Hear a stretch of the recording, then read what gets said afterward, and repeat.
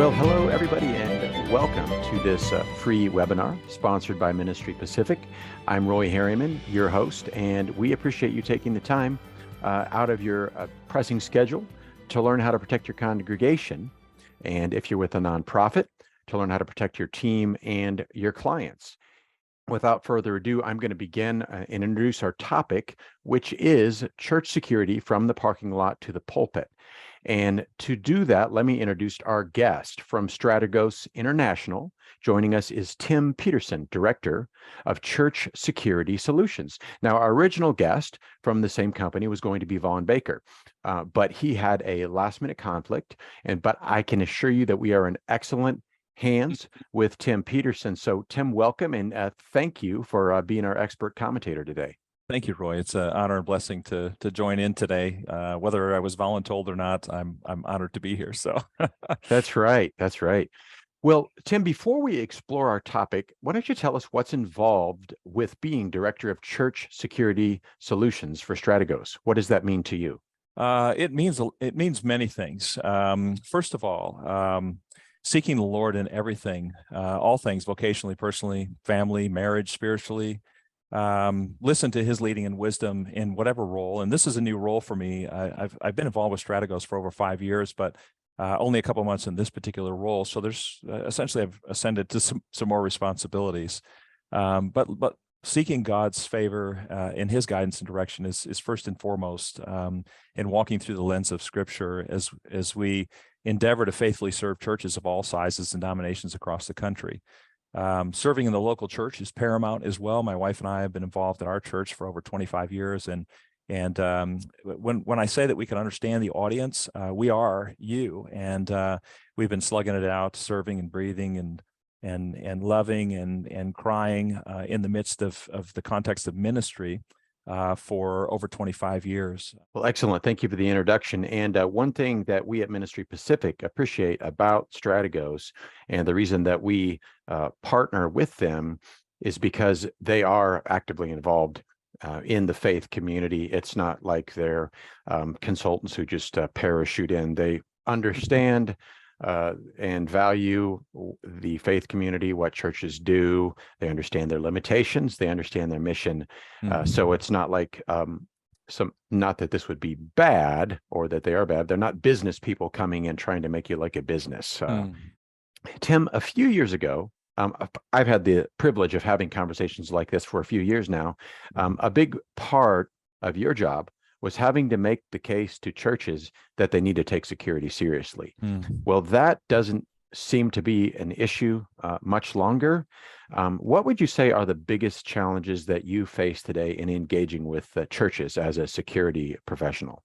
Well, right off the bat, one of our foundational verses as to the why behind what we do in churches would be Proverbs 22:3, which tells us that the prudent foresee danger and prepare for it. So simply saying or engaging in the mindset that it simply can't happen here is no longer acceptable. But I think the biggest challenge today, and we've had that conversation here in Texas at a large church as well, is changing the culture. Within that, there's still the prevailing mindset that it can't ever happen here, or the opposite extreme that we've got it covered, so we're good. And I've had a lot of conversations during consults with pastoral staff, admin, and lay leadership that we're okay, we got it covered. So it's true that many churches across America were skeptical and having, or at least the idea of having measures in place in the facility. It won't happen here is still a prevailing mindset, especially in smaller churches that we visit, where I've spoken with pastors and leaders who claim, for instance, one of the ideas is that we're not big enough to be a target of attack.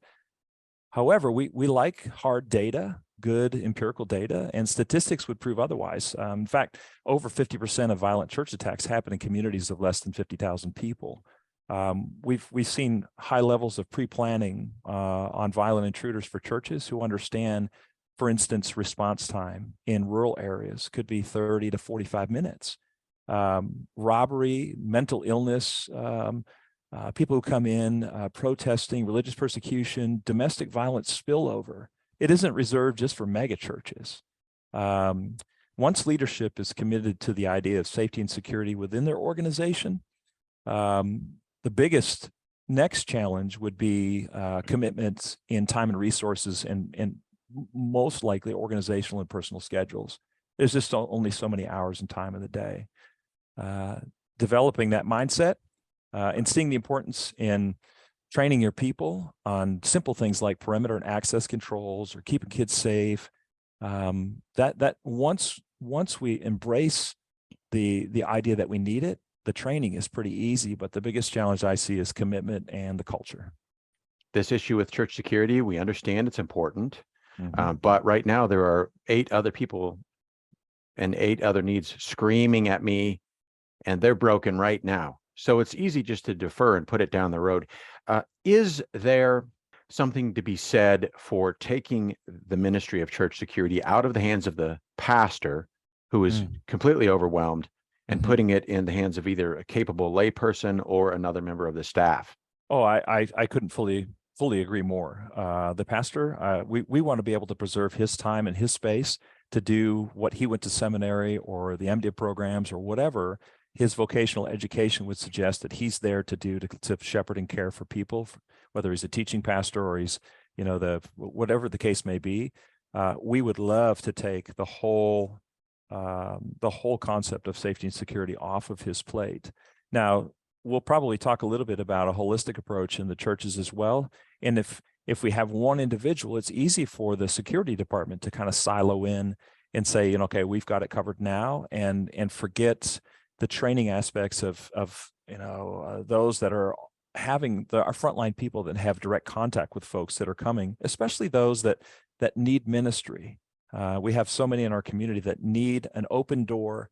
They need to feel like they're welcome in our church. If we do safety and security wrong, the church becomes an unfriendly place. And hopefully I can refer to this period of time we're in now as the post-COVID period. We spent a lot of time online and whatever. People are coming back to church, but there's some that just are content with the new model. And honestly, people don't need more excuses not to come to church. So we need that loving care and a identified area so that the pastor doesn't have to worry about taking care of that as well. And I know it's very hard because some small churches, of 50 people, 150 folks. I'm a small church guy, and as we know, 20% do 80% of the work. So it's hard to find that time and personnel. So, Tim, when it comes to church security, and you alluded to this a little bit, there seem to be two extremes. One is the head in the sand approach, which is we don't need to do anything, which is becoming less important. But related to it is we can't do anything. That is, we know we need to do something, but there's absolutely nothing we can do. The other extreme is we don't need a church security ministry because our congregation is full of people who are carrying concealed weapons. So we'll just unleash the Christian John Wick on the bad guys. So what is the danger with each of these extreme points of view in terms of security for a church? Okay. All right. So there's 2 parts to your question there. So head in the sand refers back to it can never happen here. I sometimes refer to it in the classes that I teach as sort of firmly seated in the complacency seat within the cultural mindset. This is the way we've always done it, or we've never needed security guards before. So ... The danger here is the head in the sand danger is leaving the door open for so many vulnerabilities. The savage wolves that Scripture talks about that will come into our midst to prey on people, whether it be false doctrine seeping in the cracks, or child predators who are serving in ministry areas who haven't been properly vetted, and seeking victims within our own walls. And it seems crazy until it happens, but we have a lot of cases that we've studied, and we would love to share that information. Maybe it's not time or enough time for that today. We're not properly caring in a stewardship fashion for what God has entrusted to us if we keep our head in the sand. The number one lawsuit against the American church in the last 25 years is due to mishandling of children. So just focusing on caring for our kids, our most precious assets, those that can't defend themselves or carry firearms did you say John Wick, Dirty Harry? I've encountered a lot of those folks as well. But the facts remain, we've identified numerous risks, and ignoring them only sets us up as an organization and individually for disastrous consequences. So the second part to your question, John Wick mindset. I mentioned earlier, I'm one of our firearms instructors. I love to get on the range I've spent a lot of time on the range and privileged and blessed to be able to do so with law enforcement and military personnel, but also civilians. And what I've discovered is the ability to fight with a firearm does not come naturally. That skill set and mindset is only cultivated through proper education and training. Majority of church protectors, for instance, who are carrying guns are civilians. And as civilians, we have got to get this right. I get asked a lot of questions about how do we properly get guns in the church. And I'm like, hey, let's pump the brakes. There's a lot to be considered here. First and foremost, be a student of the law of the state that you reside in. Understand reasonable use of force. Understand the elements of justification that's got to be in place to avoid prosecution, both organizationally and individually, and train. We're a training organization. We take it very seriously. And I'm not talking about, a few rounds on the weekend and Uncle Jim's back 40. I'm talking about what we provide is law enforcement level training with qualified instructors, with measurable standards, documentation and remediation if it's needed. And of course, the insurance coverage is paramount. We have got to have the proper insurances in place. If you think about the concept of that it's a problem to shout fire in a crowded room, you amplify that exponentially when you're actually firing a weapon in a crowded room. It's not the same skill as a bad guy breaks into your home at night. You've got potentially hundreds or thousands, even depending on the size of the church or the event, of people who are in harm's way. And so you, like you said, training, practice, and we have to have humility. If we're approaching security without humility, we're going to end up in court or maybe even in jail. And we certainly have seen both. So one of the things I love to share in our firearms classes, and occasionally I'll do this when I have gun questions in the church classes, I like to use the acronym QUIT. The statement that I'll make is quit cutting corners as it pertains to firearms training, but QUIT. Q is qualifications. And when I was working with our police department, we stood in a booth annually and we did our MCOLS qualifications for the state of Michigan. These qualifications I'm talking about speaks to the humility piece that you just mentioned. In fact, humility is the opposite of pride, according to C.S. Lewis, and looks to God for everything. So we got to start right from the beginning with shedding the ego clothes, because that does not belong on the range or anyone who carries a gun in the Christian environment. So qualified, U is unified. We teach a small class where we learn behaviorally how we'll respond together as a team. And not shoot each other in the back down hallways and other things. Unless we've trained together, we don't understand the rule about not everyone with a gun deserves a bullet. Those conversations are incredibly important. So QU, qualified, unified, insured, I is insured. And the insurance component organizationally, being able to cover armed element on your team. And again, it's so different state to state, so different county to county sometimes. So QUIT, qualified, unified, insured, and trained. We're a training organization. That's a no-brainer. At least annual qualifications and standard training for firearms people. So Tim, there is I have to admit, occasionally I partake. There's a Simpsons episode where Marge, she joins the volunteer police force. And as you can imagine, it's an entertaining group of people who turn out for the training. And one person on the training just keeps repeatedly asking when he gets his gun, when can he get his hand on a gun? And the idea here is that sometimes the thing that we think we need first isn't what we really need first. So if you are a church without a security ministry, and I understand there's going to be some differences depending on the organization, but what are in general the first three things that a church that wants to begin a security ministry needs to do? Well, the whole gun thing, as we've alluded to, is extremely important. So probably not getting up first thing in the morning at church service with the announcements and ministry opportunities and saying, come one, come all, especially if you've got a firearm, we need you to help protect the people of this church.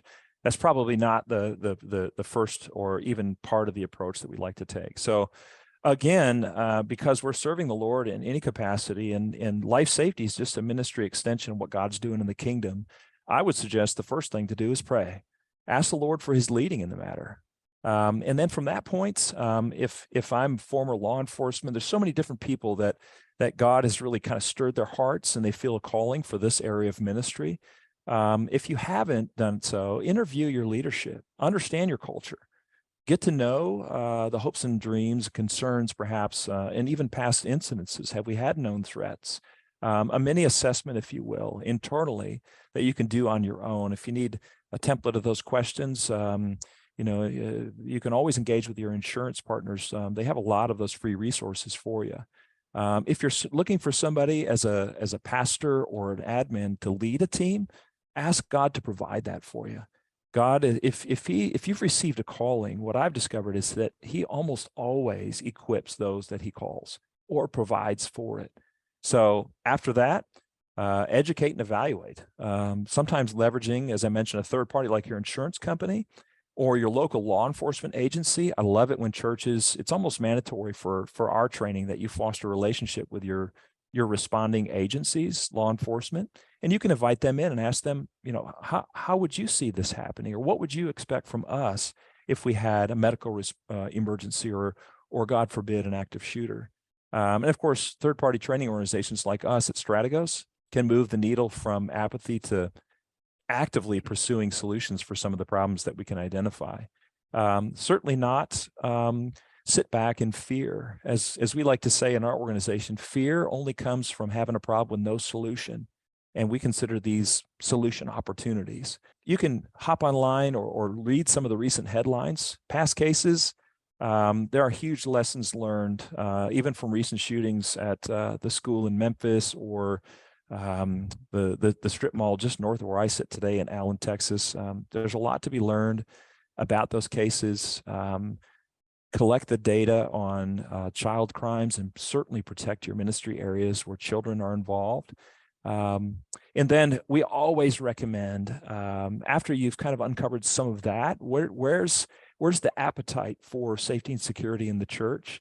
We will always recommend an assessment, formal assessment to evaluate your current physical and personnel capability. Identify vulnerabilities and begin to understand how to mitigate and manage that exposure. And again, you can engage with your insurance company, and they've got checklists free of charge most of the time because they're also interested in helping you manage your risk from an insurance standpoint. So there's a lot of free things that are out there. Risk management protocols, safety and security, checklists, and other things to help you understand some of this stuff. What we don't know as Exactly, we're heading into a very unique type of security for the church, where we don't want a show of force, but we want to protect people. We want to don't want to do anything that's going to undermine our mission, but we want to further our mission. So excellent. Yeah. Now, related to this, the foundation of security is a team that is professionally trained. Related to that is something you may want to consider is what's called active shooter or violent incident insurance. And I have a literally 90-second video on this topic that I am ready to show you here today. An introduction to active shooter insurance and violent incident crisis management insurance. Risk scenario. An injured person or family member of someone who was killed or injured sues the organization for failure to prevent an attack. Although your organization may have done everything it could to prevent the attack, you must still defend yourself in court at your own expense.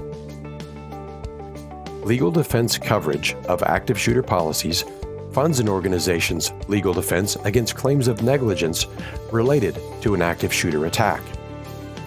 Other coverages include funds for medical and funeral expenses for those affected by the event, physical damage and building repairs, operations interruption funding when a forced closure impacts revenue,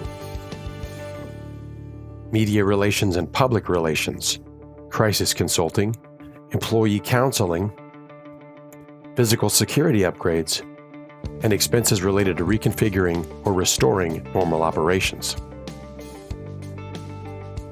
There are several options. We're here to help you understand them and select the coverage that's right for you.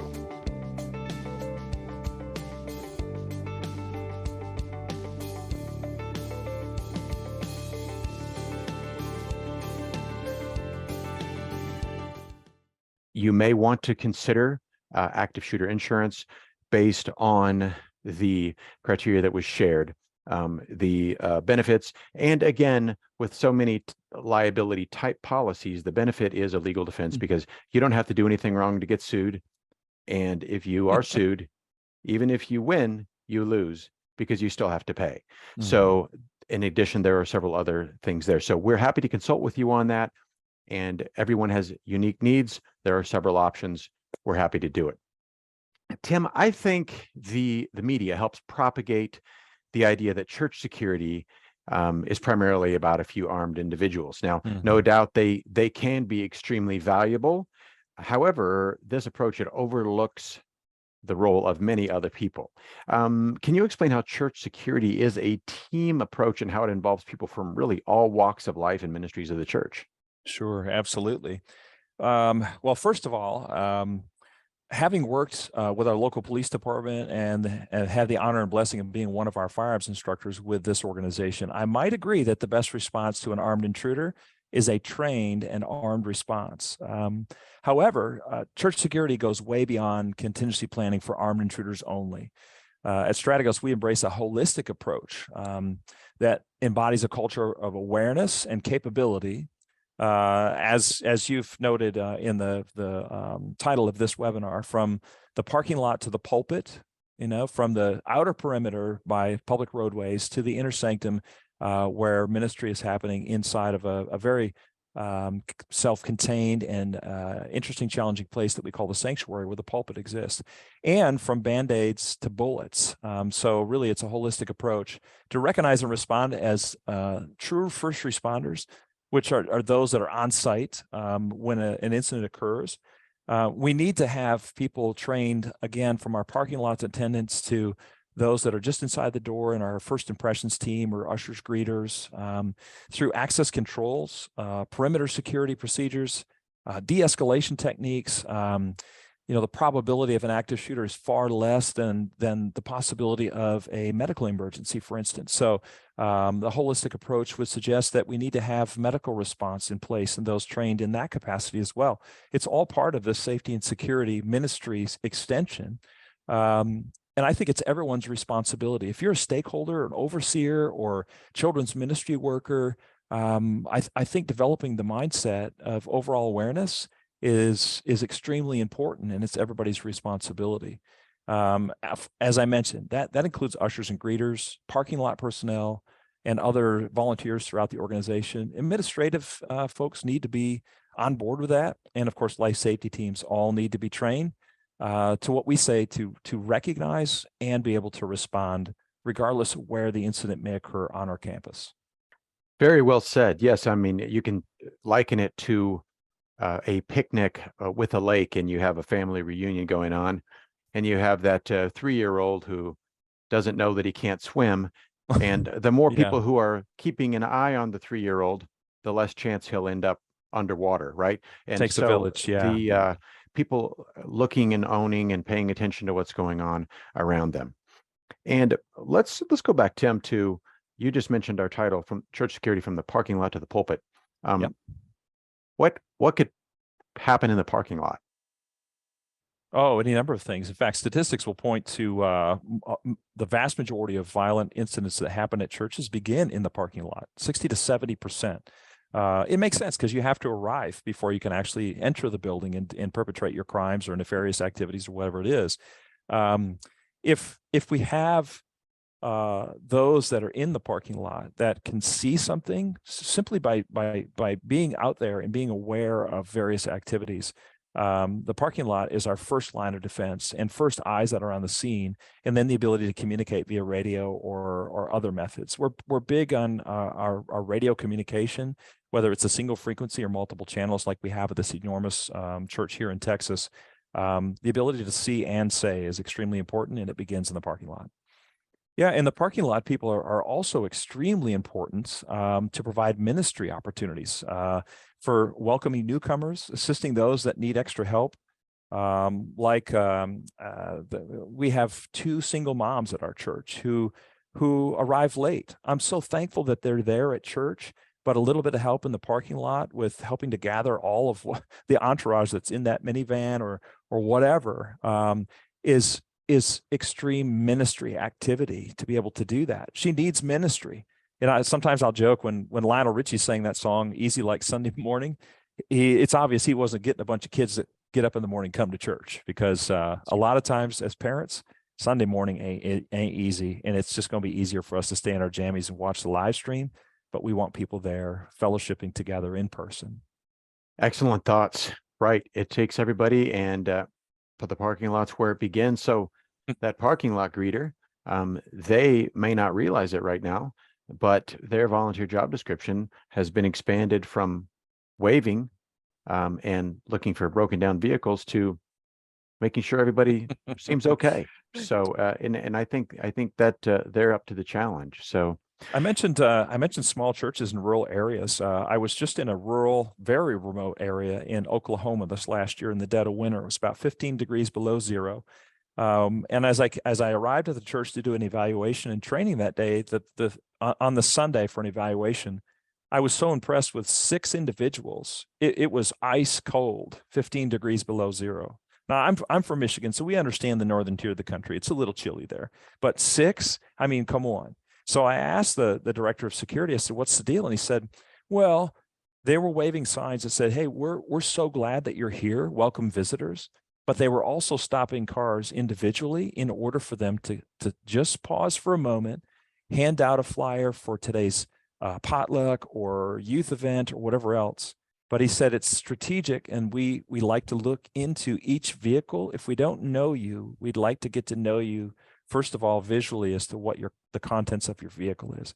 And without being overt in why we're doing it, we're just being intentionally friendly with people. But we are so remote, it'll take over an hour for a sheriff's deputy to show up if we were to call 911.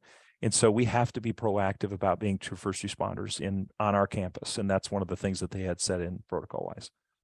Sure. So yeah, they're not saying this to people as they pull through, but in discussing it with them, sure, they share their philosophy. Right? Yeah. It was just an extra level of awareness. And of course, they're equipped with radios to call in and say, hey, I have a person of interest. We might want to spend a little more time evaluating what's going on here.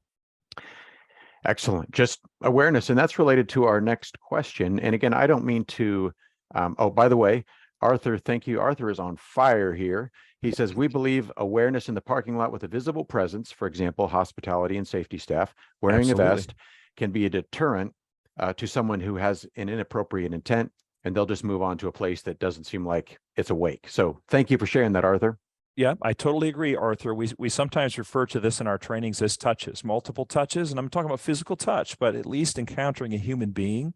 And if you combine the human element with surveillance cameras in your parking lot, we talk a lot about active shooters and having guns, but more often than not, and the child crime statistics are through the roof. I mentioned some of the statistics on child abductions and lawsuits against the American church.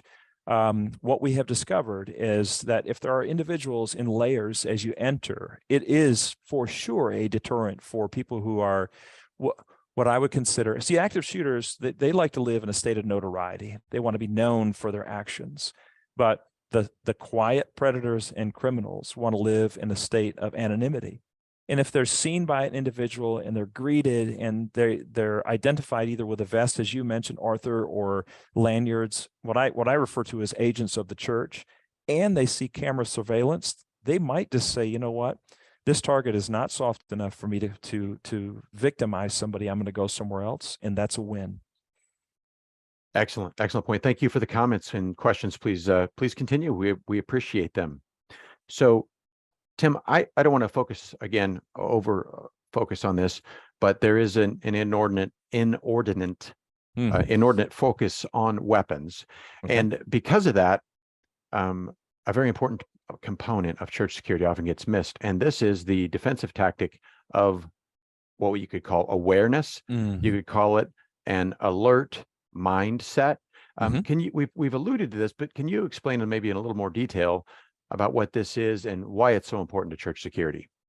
Sure. Well, we've trained and consulted with so many churches across the United States, hundreds and thousands of church personnel within those organizations who are not quite ready to allow guns in the church. And that's okay. If the Lord is impressing upon your heart as a leader in your church, or that maybe arming people is not quite for you, that's okay. But here's what we want you to do. We would love for you to be armed with two things: awareness and a radio. If we can cultivate a culture of awareness, the ability to see and recognize key indicators of certain behavior and activity, and possess the ability to say something, which means to relay that pertinent information regarding behavior and activity to others, life safety, or your ushers and greeters at the door, or whoever within your chain of command, it's going to be extremely important for us to be able to recognize the behavior and respond accordingly. Awareness at many levels is important.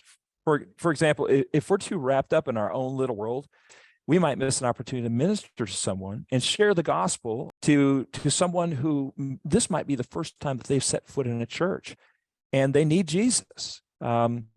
The scripture passage, Philippians 2:4, comes to mind. Look not only to your own interest, but also the interest of others. It's stepping outside of our box. Again, the firearms thing. We have somebody who pulled into our parking lot, steps out of their car with a firearm, and walks with a purpose to the front door. Either way, those levels of awareness and the ability to say something, even if we're not armed, we should be armed with those two things at a minimum. Very helpful. I remember a conversation with another member of your team where they relayed that this idea of awareness helped them to notice someone who just seemed to be out of sorts, was acting unusual, not threatening, not violent, not rude, not loud. It was to a point where they informed a pastor, hey, something is not right with this individual. So the pastor engaged and they responded well.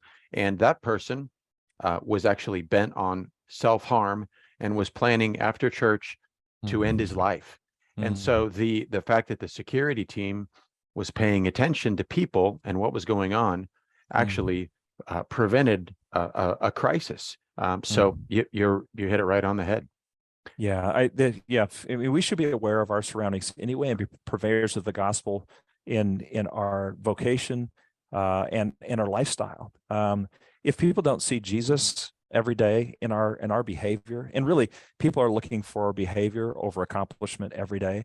If they don't see Christ in our behavior, then our testimony is neutralized at best, and we're not fulfilling the Great Commission. And now we have somebody who's on our campus that's in desperate need of ministry, as you mentioned. We should be loving and caring for them. Now, we need to do that in a way that also protects us, and that's a fine line for us to walk. Another foundational verse that others in our organization, I'm sure, have shared with you, Roy, and we do in our classes as well, is Jesus's very words in Matthew 10:16, where he said, he had a powwow with his group. This is a loose translation of scripture here for a moment. Got his team together and said, "Hey, I'm leaving. I'm going to leave you the Holy Spirit, but I send you out as sheep among the wolves." So Jesus identified those that want to do harm and persecute the new Christ followers, and there was a lot to be concerned with as they were installing overseers in churches as they began to grow. So I send you out as sheep among the wolves. Therefore, two things: be shrewd or wise as serpents. So that's engaging these situations intellectually, not just with our emotions, and then gentle or innocent as doves. Now, as formal law enforcement, that's it's like, okay, let's do either or, but Jesus himself said this is what we should be about. So we need to be aware of our surroundings, but be smart about it, as shrewd as serpents, and still love and care for people in a way that protects us, our flock, and engages with ministry. It's the ministry mindedness that I had alluded to earlier. Yep, that's excellent. And I think that's excellent for everyone here who's involved in ministry or serving people through nonprofits, is viewing this as an extension of their ministry, not as some strange thing that is added to it. 100%. Well, Tim, so somebody may say, well, this idea of alertness and awareness and understanding people, it's easier said than done. Is this something that Strategos provides training for congregations and organizations? Oh, absolutely. We have a number of on-site classes that we provide training. De-escalation is probably one of the number one things that you should be combining with that awareness skill set or mindset. We have a class that's on intruder awareness and response. So we'll study case studies and lessons learned from some of the violent church attacks that we've had out there. There's de-escalation techniques and some hands-on lockdown training. There's so many things that we can offer on site. Excellent. So it's not just like you're saying you need to learn to be alert and to understand people. The training helps people to be able to say, okay, here's 7 things to look for, to be aware of. So Sure. Well, let's talk about de-escalation. Okay. The narrative seems to be all about escalation. Find them, stop them, knock them down. But what does de-escalation look like, and why is it so important to church security? Another passage in Proverbs comes to mind. I think it's Proverbs 15, verse 1, that states, "A gentle answer turns away wrath, but a harsh word stirs up anger." I spent a little time in law enforcement, not a ton of years, but I saw both sides of the coin with officers who would show up on scene, and in my opinion, with their body language or the words that they use, maybe needlessly escalated the situation, rather than through good interpersonal and people skills, conversations, empathy, de-escalated a situation, because most of the people that we encountered are in some kind of crisis in uniform out there on the street, regardless of the time of day. But you've got some of those biblical mandates that we need to listen and look through the lens of Scripture in order for us to maybe develop some of that training or the protocol. So de-escalation through proper training and awareness is an extremely critical component. In fact, it should be one of our number one goals as a life safety team, being authentically and intentionally friendly in order to approach someone, assess that person and or situation, and in some cases, potentially delaying their actions or access into our facility further by creating that conversation through interpersonal skills. Maybe allowing law enforcement to arrive. Someone's called 911. Things are getting a little out of hand. We need some help, but we need to prolong the time period that this person is contained through our interpersonal skills. And that's just scratching the surface on de-escalation. So what we've seen a lot of in recent years is life safety team members or church folks needlessly escalating a situation and thereby putting churches at risk of litigation or the possibility of escalated violence just because it was mishandled. In fact, taking it personal, especially a protester or somebody who doesn't really match up to our ideologies or our Christian beliefs, comes into our midst, and we can kind of get a little personal about that. Well, let me just get you a bit of advice. Quit taking it personal, okay? Let's keep it professional. Use some of these, and some people will also practice avoidance, which is also the wrong approach. If I see somebody that maybe is making me uncomfortable, but I'm not comfortable with just being friendly. Listen, God can equip us to be friendly to anyone, especially if they're in our midst in our churches. So avoidance doesn't work so well in de-escalation either. So we need to step into that person's world. I was trained in the law enforcement academy, and they call it verbal judo or whatever else like that, because we talk to people all the time who are in crisis. So we can do the same thing in churches, engaging in conversation, interpersonal skills, ask questions, evaluate.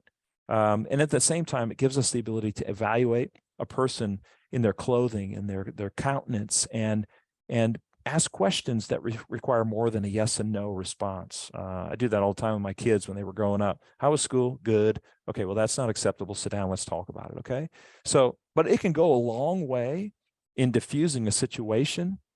And one other thing I might mention in the de-escalation role is occasionally I've seen the need for life safety people to reverse their role in de-escalating their own people within the church. So, for example, a group of protesters come in, they want to hijack your live stream and make provocative and nefarious statements and do weird things in your sanctuary. So people can take that a little personal, like, this is our special place. You shouldn't be there.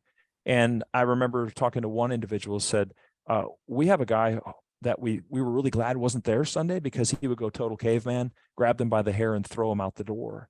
Well, what you've done is needlessly escalated that situation. So the role reversal that I mentioned might be that you need to protect the protesters from your own people. So it seems crazy until it happens. And so I thought maybe I just mentioned that too.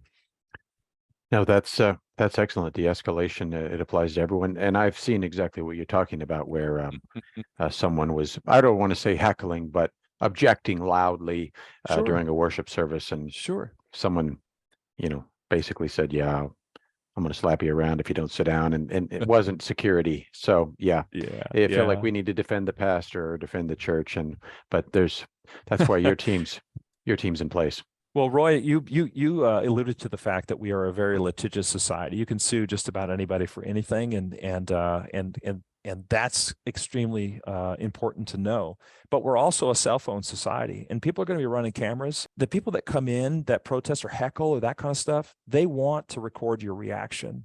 And the last thing you want to be is the next YouTube or TikTok sensation about, look how judgmental those church people are. See, we talked about it, now we proved it.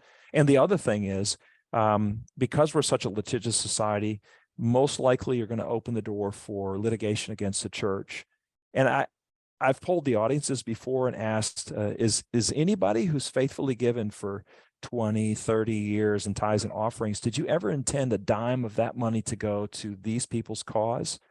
But that's probably what's going to happen because the church is going to have to pay. So de-escalation should be one of our number one goals in this realm of safety and security in the church. Excellent. Yes, the cell phones, the cameras, apart from actual physical contact, is the whole public relations and media relations thing. And Sure. if your approach to someone who's causing trouble is, I think someone needs a hug, that's not going to make it to YouTube. So that's the approach we want. But someone needs a slap, he might. So we have to be careful about that physical contact and know, again, the use of force and what that looks like from a reasonableness doctrine that those in law enforcement are constrained by. Civilians a lot of times don't understand that use of force continuum, and it's an important thing to research and get trained in that aspect.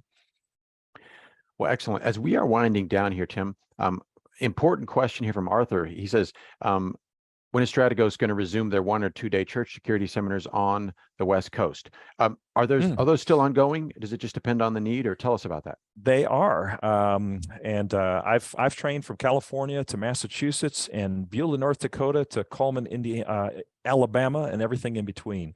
We are all about coming and conducting those, and we love when churches open their doors and host it, especially in a public class where other churches, small or large, can also jump in and have fun in the training and fellowship. So I've spent quite a bit of time in California in the last 5 years. It's shut down a little bit during the COVID period, but we're back at it. We're also heavily involved in a couple of school districts right now. Strategos, along with churches, are also in several market verticals with private and public schools, corporations, hospitals. My daughter's a nurse. That resonates deeply with me. And then, of course, training civilians in firearms, even in the state of California, which I've done. So we would love to come to your church, Arthur, or your area and do 1 and 2 day church security trainings. So hit me up.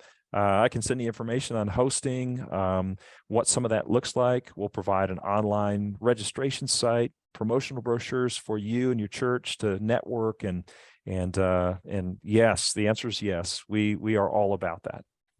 Yeah, and the goal is not to keep it to one church, but it's an opportunity to serve your community, serve the greater faith community, and involve as many people as possible. Share that information because it only helps. So and continue to foster that network of information sharing with churches, because if you have a person of interest, for instance, that has created a ruckus at the church down the street, they may be at your door next. And so when we get together and network at our local on-site classes, it gives you an opportunity to kind of create that broader network of information gathering and sharing with the churches in your community.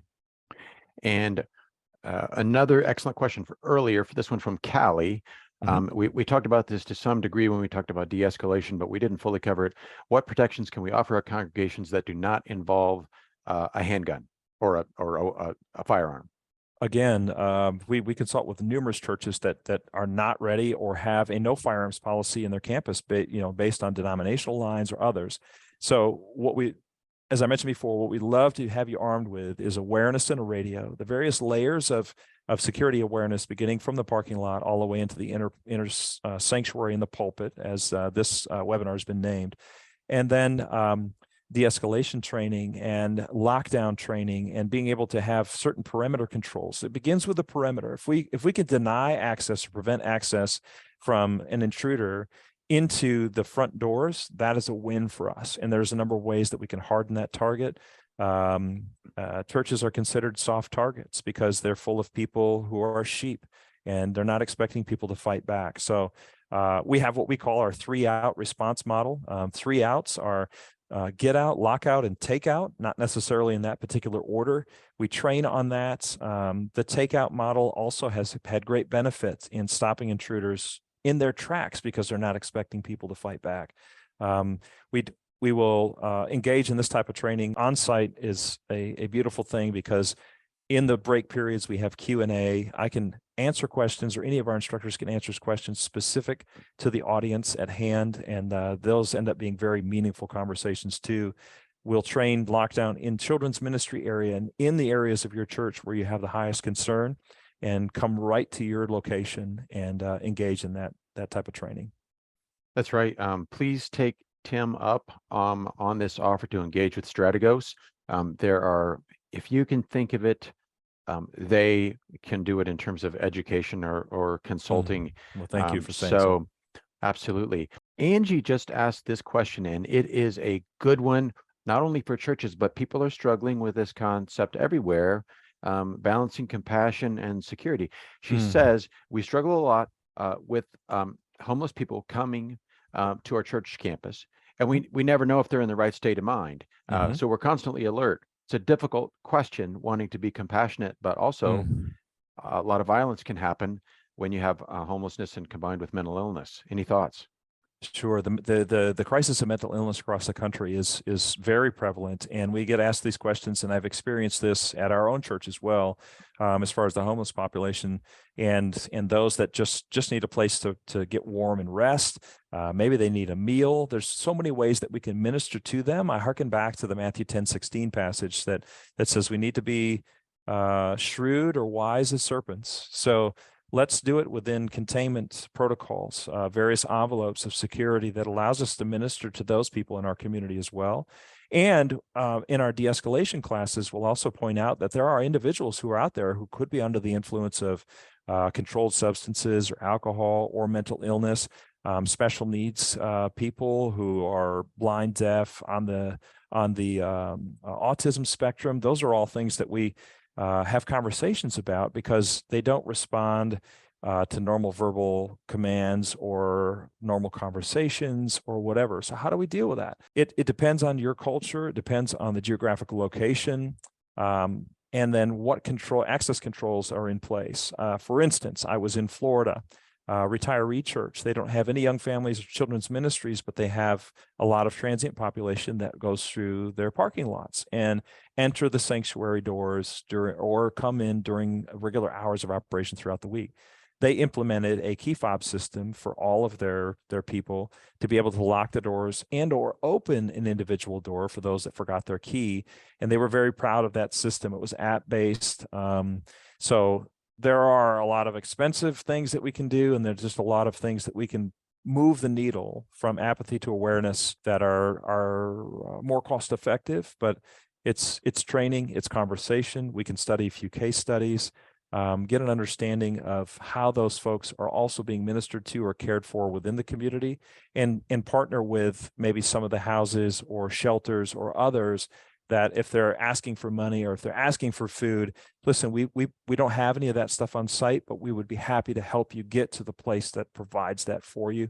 So again, each case is uniquely different, but training goes a long way. Just being able to be prepared for circumstances that can come up and knowing what resources are available in your community. Absolutely.